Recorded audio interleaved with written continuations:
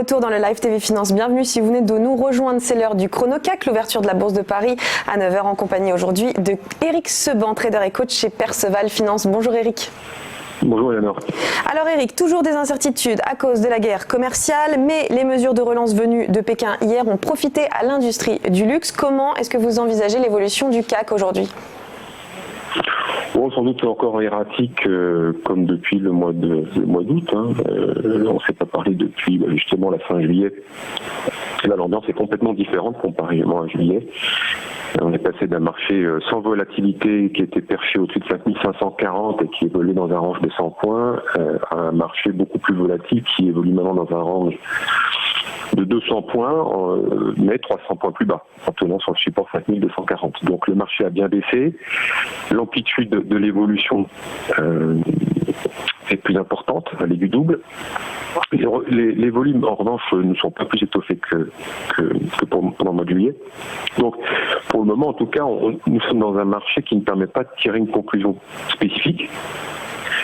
C'est un marché qui évolue beaucoup sur le résultat de réactions spéculatives à des nouvelles qui n'en sont pas vraiment. Alors vous parliez de la guerre commerciale, ça fait bien marronnier parce que ça fait des mois qu'on en parle et en effet ça fait réagir les marchés, mais ça fait surtout réagir la spéculation parce que les gérants, eux, déjà il y en a une partie qui n'est pas encore en vacances, donc on verra comment ils vont réagir en cette rentrée, mais je pense pas qu'il faut s'attendre à des surprises parce que les protections de portefeuille elles sont en place depuis déjà maintenant des mois. Et ils ne sont pas sous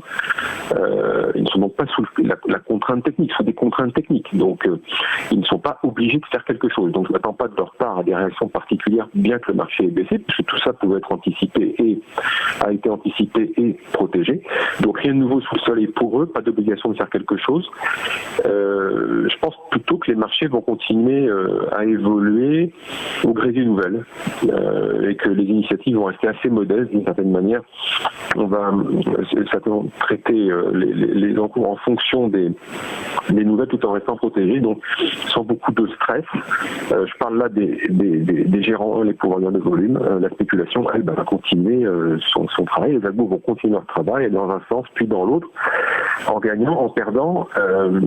Et puis finalement, je verrais bien, je crois en tout cas, 5240 comme étant un niveau au-dessus duquel tout le monde serait relativement satisfait pour cette fin d'année.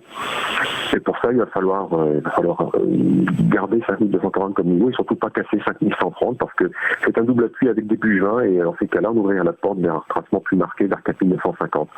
Bon voilà, ça c'est scénario dans les grandes lignes à plusieurs mois. On va surtout regarder au courant septembre l'évolution du marché. Mais franchement, voilà, je pense pas que pour aujourd'hui comme pour les prochaines semaines, il y ait grand-chose à attendre de différent dans le comportement du marché qui va continuer sans doute à évoluer en fonction des nouvelles. On surveille cette évolution. Merci pour cette analyse. Éric Seban, trader et coach chez Perceval Finance. Dans quelques instants, les Market Movers.